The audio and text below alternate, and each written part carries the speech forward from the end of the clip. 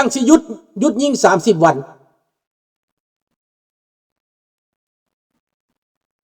พอค่อยหนีพวกนี่หาดตั้งแต่1960มาแต่ซ้ำเหนือพิมดินนาอยู่เวียงใส่15 ปีสิมดินนาอยู่เวียงมา15 ปีมานำมาฮอด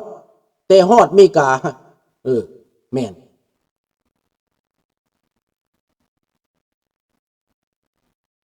ฝรั่งเศสขายอาวุธอันดับที่2ของโลกบอกนี่ดังนั้นมันเป็นโอกาสแล้วอย่าลุงโพเอ้ยมันเป็นโอกาสเด้อที่หลานฝากความไปนั่นฝากถึงนั่นแหละฝากถึงสภาบาสีหลวงเพิ่นนั่นน่ะออกจากสภาบาสีหลวงเอามาคอยเบิ่งประชาชนแน่บ่ได้โจมตีดอกแต่เว้าซื่อๆให้เห็นหัวประชาชนนี่เด้อบัดนี้เรื่องรัสเซียขอยกเว้นขอยกเลิกการคว่ำบาตรทางยุโรปทางฝรั่งเศสบ่ยกเลิกเมื่อใดบ่ถอนออกจากดินยูเครนบ่มีการยกเลิกอเมริกาจะยกเลิกไปโลดแต่ว่ายุโรปบ่ยกเลิกประเทศอื่นๆบ่ยกเลิกเพิ่มความบาดตื้มอีกมักรัสเซียมึงสิเอาแนวใดมึงเก่งเพิ่มตื้มอีกให้มันความบาดตื้มอีกยึดทรัพย์ยึดสินมันตื้มอีกตัดตีนตัดมือมันต่อไป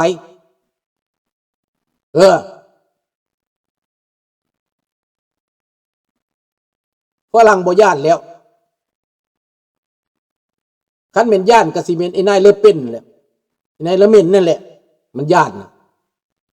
กับพวกฝ่ายซ้ายนั่นแหละมันย่านดังนั้นพี่น้องในเมื่อเขาบ่ยอมเขาบ่หยุด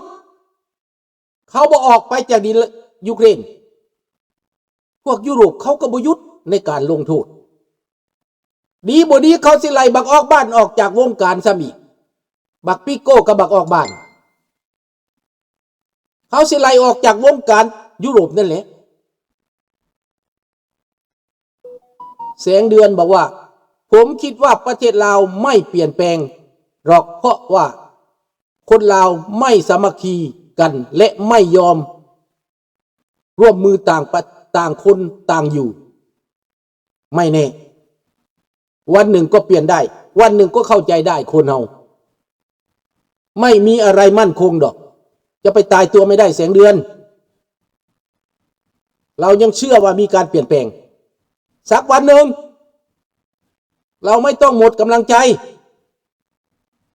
เราจะตัดสินไม่ได้เราไม่ได้พูดออกมานะยุโรปไม่ยอมให้ยกเลิกความบาด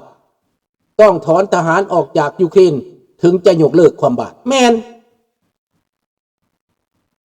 ดังนั้นล่ะพี่น้องคนไทยคนลาวถ้าคนลาวบ่เข้าใจคนไทยก็ช่วยหน่อยช่วยด้วยจะขอบพระคุณอย่างสูงนะครับไม่แค่ดูเฉยๆตอนนี้ความจริงมันปรากฏแล้วในภูมิภาคอาเซียนนี่แหละมันสิเปลี่ยนไปนะเดี๋ยวมันก็เปลี่ยนไปเดี๋ยวนี้มันยังคาอันใดอันหนึ่งอยู่นะมันคาแกล้งมันคาคนกีดกัน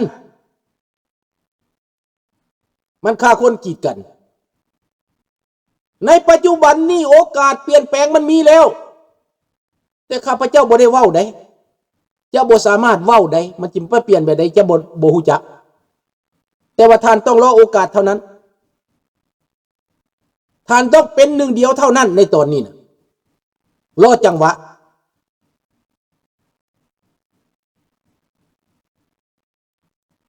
มันสุดแล้วมันขึ้นสุดแล้วพี่น้องมันขึ้นจำแล้วพวกนี้นะเบิดแล้วฆ่ากันเองตีกันเองด่ากันเองทำลายกันเองจับพนักงานแขวงจับพนักงานเมืองแต่พนักงานแขวงพนักงานเมืองก็บอกว่าเจ้าแขวงเจ้าเมืองเป็นคนผิดเจ้าแขวงเจ้าเมืองก็บอกว่ารัฐบาลเป็นคนผิด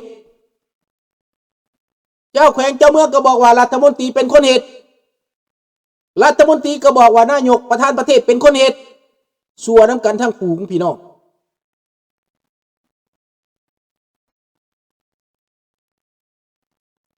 สมาชิกของคอมมิวนิสต์นะจอร์จบอกดอแรนไปสนับสนุนโฮจิมินห์ฆ่ากองทัพฝรั่งเศสที่เดียนเป็นผู้แมนทรยศทรราชก็เป็นแบบนั้นแหละ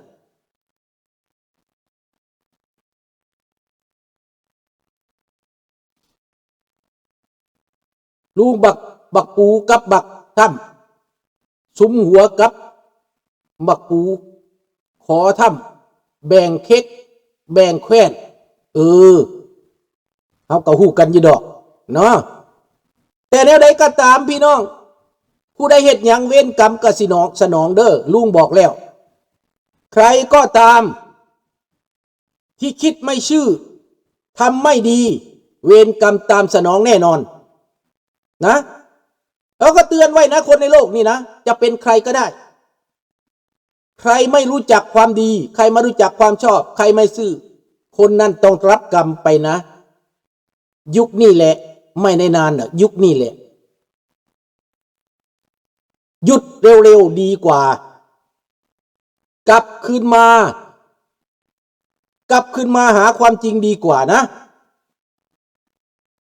นี่ดังนั้นคนอเมริกาในโลกนี้เขาก็ต้องการความเป็นธรรมคนแคนาดาก็ต้องการความเป็นธรรมคนในโลกนี้ต้องการความเป็นธรรม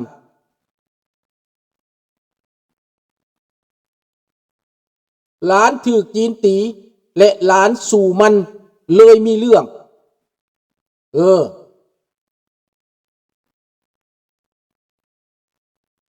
เงียบใจดีๆใจสู่เสือบ่ต้องยอมมีวิธีบ่แม่นจะไปเอาวิธีแบบนั้นก็เห็นพวกเจ้าไปจ่อกับปั้นตีมาบ่ได้หยังดอกมันบ่แม่นอันนั้นน่ะพวกเจ้าคิดผิด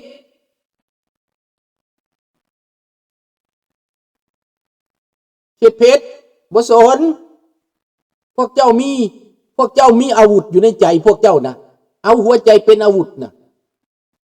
มีวิธีจัดการกับพวกนี้บ่ได้อึดวิทยาแต่พวกเจ้าใส่หัวหน่อยหนึ่งได้บ่พวกเจ้าสิไปต่อสู้กับมันเอากระปั้นไปตีมันพวกเจ้าได้หยังบ่ได้หยังพวกเจ้าได้แต่เรื่องพวกเจ้าต้องกลืนลงท้องไว้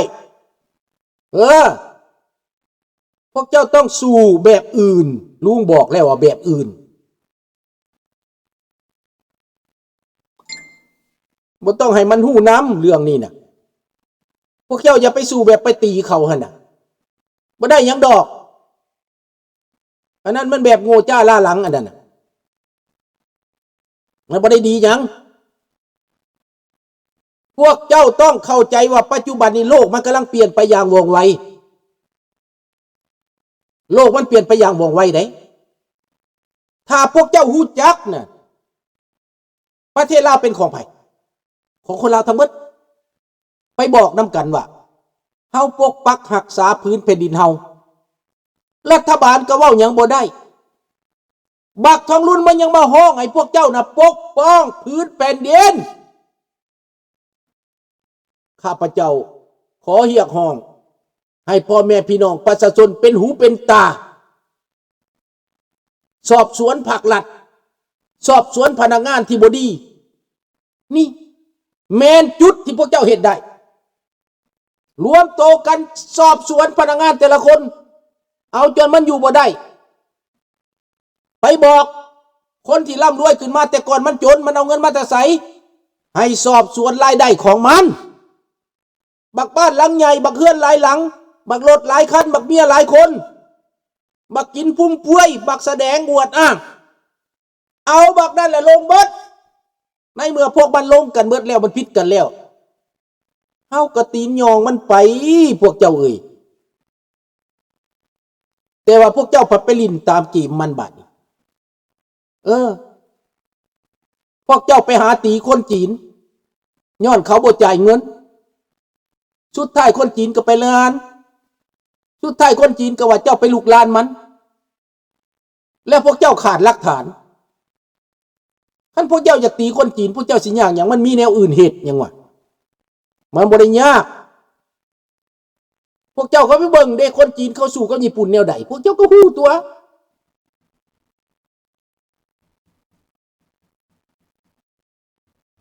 มันใกล้สิตายแล้วม่อนแม่นบ่ล่ะไม้มันโดกเบิดแล้วมันเน่ามันเปื่อยเบิดแล้วระบบมันเน่ามันเปื่อยไปแล้วมันไปบ่ได้เฮาก็บอกเลยดิถ้าคนลาวทั้งประเทศปฏิเสธนะล่มสลายระบอบนี่นะ1บ่เป็นทหารให้มัน2บ่เป็นตำรวจให้มัน3บ่สนับสนุนให้มัน4บ่ร่วมมือกับมัน5จัดการมันใส่ธรรมชาติจัดการมันพวกเจ้าฮู้จักว่าเป็นหยังธรรมชาติเป็นหยังธรรมชาติธรรมชาติในโลกนี้มีหยังน้ำดินลมไฟเบิดเท่านั้นอันนั้นคือธรรมชาติน้ำท่วมแผ่นดินไหวไฟไหม้ฟ้าผ่าอันนั้นแหละคนบาปมันสิเป็นคนบาปมันสิเป็นตัวนั้นแล้วแม่นบ่มาศึกษาดีๆพวกเจ้าต้องนั่งศึกษาอย่าใจร้อนโอกาสเวลาจะมาถึงแล้วยังวะร่วมตัวกันไว้ข่าลุงสุนทราเด้ไม่ง่ายลุงเขาทำได้แสดงว่ามีอิทธิพลหนุนเบื้องหลังก็สนมันเสือดไก่ให้ลิงดูเฮาก็เสือดลิงให้ไก่ดูคือกันเฮาก็เสือดคนที่มันเสือดลิงนั่นแหละมันมีวิธีเสือดมันคือกันน่ะมันสิสู้ประชาชนได้บ่สู้บ่ได้มันสิปกครองผีบ่ในเมื่อคนบ่เอาน้ำมันแล้วมันปกครองไผนะพวกเจ้าคือว่าแต่แนวลบแท้ก็ย้อนพวกเจ้าคิดแต่แนวลบไม่ง่ายอันนั้นก็ไม่ได้อันนี้ก็ไม่เป็นก็เป็นทาสมันต่อไปยากหยังถ้าทำอะไรไม่ได้ก็เป็นทาสมันต่อไปไปอยู่ไทยหมดก็ไปเป็นทาสหมดไปเป็นข้าค่อยเขาหมดไม่ต้องทำอะไรไปคนบ้านคนเมืองไปไปให้หมดไปชอบไปเลยว่ามันเม่นอนาคตไหมล่ะเม่นอนาคตบ่ถามเน่พวกไปเมืองไทยนะ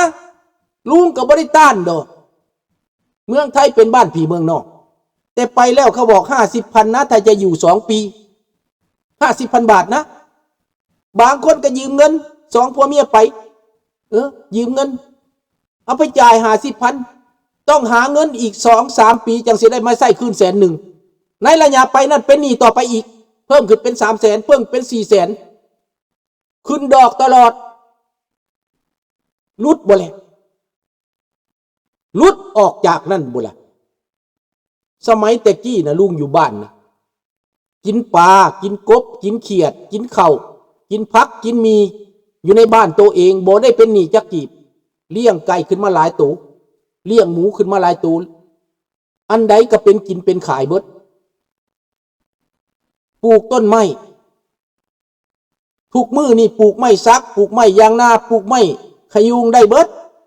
เลี้ยงปูเลี้ยงปลาก็ได้เลี้ยงอีสังก็ได้เบิดแต่ว่าคนลาวข้ามกาย